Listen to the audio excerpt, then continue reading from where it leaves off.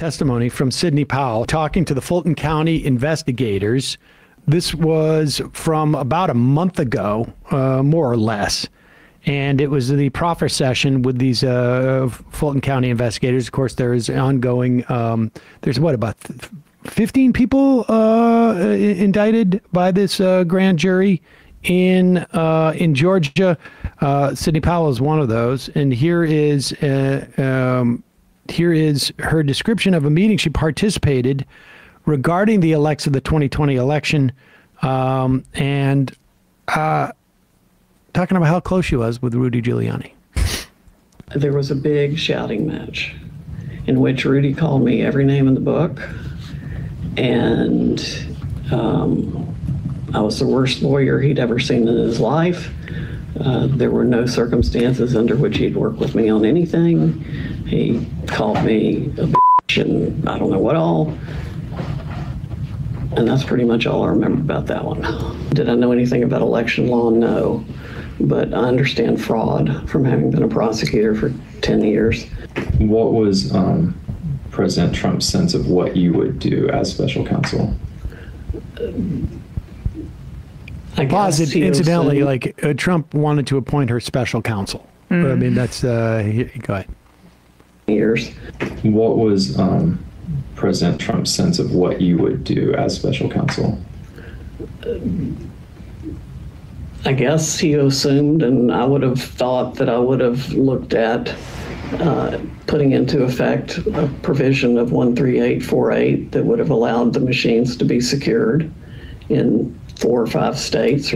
How do you choose which states that you would target? How would I have chosen that? By the ones where there were the most statistical anomalies. Ms. Powell, were you ever around when anyone told Donald Trump that he had lost the election? Oh, yeah. Who? Pat Cipollone, Eric Hirschman, Derek Lyons, all thought he'd lost. Was that in the December 18th meeting? Yes. What was President Trump's reaction when, I guess, this cadre of advisors would say you lost? It was like, well, they would say that and then they'd walk out and he'd go, see, this is what I deal with all the time. He was specifically willing to appoint me special counsel. In fact, he looked over at Cipollone 3 different times and said, do I have the authority to name her special counsel? And Cipollone said, yes, you do. And then somebody said, well, she doesn't have a security clearance. So he looked at Cipollone and he said, do I have the authority to give her a security clearance? And Cipollone said, yes, you do. And then about the 3rd time we went through that scenario, Cipollone, I think, said, you can name her anything you want, Mr. President, and nobody's going to pay a bit of attention to it. That's comforting to know that the security clearance process when it came to potentially orchestrating a coup was that easy. I know what you're thinking, but I do a lot of vetting. I can see. I'm a businessman. I can tell when someone's on the up and up. And I can see right away into their souls. So I don't know. Yeah, it does ring true. The what she says at the start about Giuliani calling her the worst lawyer ever, because he went on that rant on his live stream. I think it was about Fani Willis calling her the worst lawyer ever, that she should be disbarred. I mean, it just seems like a common refrain coming from a guy who is belligerent asshole, who, you know, is basically daily taking a bath in brown liquor, allegedly, and is like the definition of a lech, and who, like, I think is in the process of losing his legal license as well. So, but everyone else is a bad lawyer. I mean, look, Sidney Powell is poor woman. I almost feel badly for her a little bit because there's something off, but the other people around her that were enabling this, they knew what was going on. I'm really curious about the how this is, how ABC gets a hold of this stuff, and what is the theory behind some of the release of this. I imagine it's the prosecution playing around with.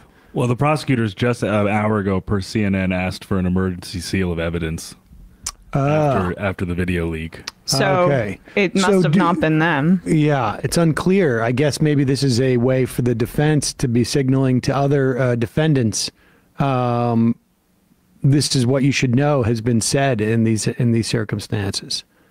Because she did a plea deal. I mean, Powell, Jenna Ellis, the other testimony that leaked, they still haven't leaked anything. Do they know where it's leaking from? I mean, it would be defense attorneys, right, that would have access to this, I would imagine. I'm not sure if they specify as per the reporting so far, but I think I can't imagine. I mean, it would be kind of weird if for the prosecution to ask for the seal if they were the ones. Well, no, they obviously or maybe they just want to cover their tracks a little bit. No, interesting. Hard to know exactly what's going on with that. Eli from Jersey, punched in the kidney. Sam's Tight Pants. Good afternoon, Majority Report crew. The Fed rate hike cycle is officially over. Folks are expecting cuts to happen around May or June next year. Treasury yields are already falling, meaning at least on the margins, mortgage rates, auto rate loans are on their way down, thus increasing affordability. Please keep hanging in there, folks. Netanyahu in The Hague. That clip of Burkett is rife with sound drops. That was how he instituted. That's true. Matt should be making a list of that Burkett sound Clean drop. shot to the kidneys. Yeah, right. Why isn't anyone covering the Crowder school shooter manifesto situation other than local news, hoping for a take that isn't filtered through Sinclair Broadcasting? Israel has inadvertently educated masses to its long history of oppression. Sam Seder to fight Ben Shapiro in no-holds-barred bear calves cage fight.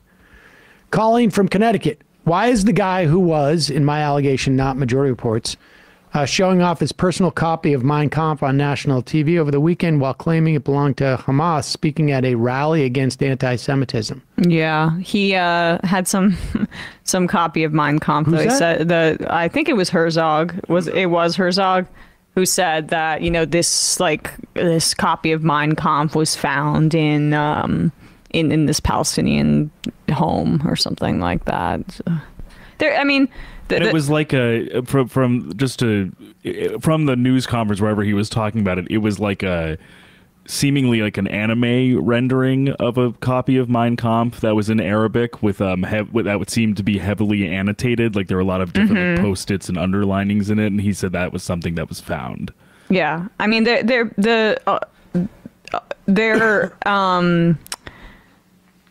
also some of the most nationalistic right-wing Israeli politicians are spreading, they're basically calling Palestinians Nazis broadly, but now it's they're also worse than Nazis, which we've said before is a conspiracy theory that Netanyahu himself has spread, that it was the Palestinian Grand Mufti who gave Hitler the idea to exterminate the Jews. Hitler, according to this false conspiracy theory by Netanyahu, Hitler just wanted to expel Jews, but it was really the more evil Palestinians who said, "Time to kill all of the Jews." And it's desecration. It's rewriting history and the worst crime in the history of the world in order to serve your expansionist nationalist agenda. And once again, we return to Netanyahu does not care a lick about what happens and how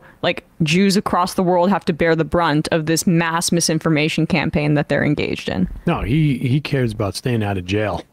Yeah. That's it. And Douglas Murray, Fox contributor, Charles Murray's son, when he traveled to Israel to review the October 7th footage, in his article that he wrote about it, said that the difference between Hamas and the Nazis is that Hamas has no remorse, whereas Nazis were reported of being, extremely, extremely sickened by what they were doing to Jewish people in the concentration camps, and that they would mask their horrors with it by binge drinking and things like that. So, Hogtown Frown. Don't often get to listen live, and I know Emma wanted to leave the congrats to yesterday, but congrats. Very happy for you. Been married 10 years. We survived ups and downs in COVID when our friends didn't.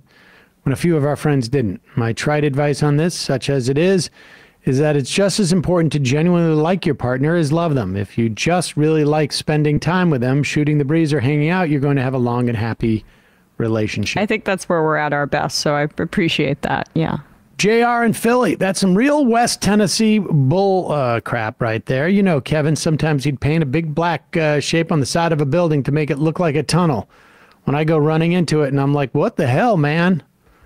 Soft moronic. If it hurts when you get hit lightly by the kidneys, it's because he's an alcoholic. Jewish anti-fascist. Hey, Sam and Emma, important note on the march against anti-Semitism today. In quotes, one of the speakers, John Hagee, is known for saying Hitler was a gift to the Jews that made Israel possible. John Hagee is there? Yeah. He's there, and if you'll recall, John McCain rejected his endorsement because of that. And just to clarify, Douglas Murray is not Charles Murray's son. So Oh. Correction. Okay. Kind of hurts to have your message, to have an anti-Semite speak against anti-Semitism. That's nuts. Well, to your point though, there, I mean, like, I didn't realize Hagee was speaking there. The fact that he's humanizing Nazis in comparison to Palestinians, it just goes to show, like, the way that, you know, Zionism right now is like an extension of a version of white supremacy. like it's the brown Palestinians who are the real demons. But, you know, you can feel bad for the Germans and the Nazis in some way because they had remorse. Also, maybe they look a little like you too, Western audience. Kowalski, the situation reminds me of the story of the Hydra in Greek mythology. So unless Israel kills everyone or changes the material conditions for the occupied areas of Palestine, Hamas will remain in the shadow of the fascist state of Israel. Snow people does kind of sound like a Finnish slur. Hey, I take offense to that. I mean, first you call me a birthday person and then a snow person? Give me a break. Where is Jessica Hyde? Since you guys don't follow the UFO stuff, you miss out on a lot of the entertaining Tim Burkett stuff. He uses dad gummit a lot. We got to pull some sound drops from that Burkett thing, Matt. UFO stuff? No, from his complaining, like punch me. He punched me in the kidney. Oh, gotcha. Yeah. Is one. There was a bunch of stuff in there that would have been good. Here is Jenna Ellis. Part of her testimony, again, prosecutors apparently have just called for a sealing of this evidence. Unclear who leaked it at this point, but here's Jenna Ellis. She was the former Donald Trump attorney, was representing him in the attempt to fraudulently claim that the election was stolen. Here she is talking to investigators in Fulton County. She took a plea deal and she like requested that she give a speech, and that came out too. That was videotaped. And she's relating a conversation she had with Trump advisor Dan Scavino. He the campaign manager too? He was the social media guy at first and then became like a deputy. Right. Is that the guy in Florida who was no, that's a different guy who was arrested and was shirtless. Okay, never mind. I don't believe so. I'll different guy. You're right. Sorry. Okay, here's Jen Ellis with the investigators. Okay. And at the time period where they were going to start to discuss, what was Dan Scavino's role? At the time, I believe his title was social media director for the White House. It became deputy chief of staff at the time that the conversation in question took place. Okay. Social media. The conversation was around December 19th of 2020 at the White House Christmas party. And I emphasized him. I thought that the claims and the ability to challenge the election results was essentially over, because he said to me in a kind of excited tone, well, we don't care and we're not going to leave. And I said, what do you mean? And he said, well, the boss, meaning President Trump, and everyone understood the boss, that's what we all called him. He said the boss is not going to leave under any circumstances. We are just going to stay in power. And I said to him, well, it doesn't quite work that way, you realize. And he said, we don't care. Well, I mean, I am the boss, so that's why. Does anybody believe that? Does anybody think I would do something like that? She's crazy. She's crazy. She was always crazy. She was always making up lies. Oh, it's crazy. Lots of lies. Yeah, he loves calling women crazy, so that's apt. But so crazy nasty. I was thinking of Brad Parscale, who was just a campaign worker. That's someone else. But I didn't. Scavino was the longest serving aide in the Trump administration. He remained director of social media until the end of Trump's term as president. So he was probably maybe the most loyal foot soldier and truest believer of them all. And Jenna, a lie. A lie. She's Elias, more like it. Because she can't stop lying about me. I don't know why she makes this stuff up. It's messed up. Nobody ever said that. Well, Dan Scavino is also, he was always a liar too. Yeah. Glass-Steagall, McCarthy lost 8 votes because he has all their noses.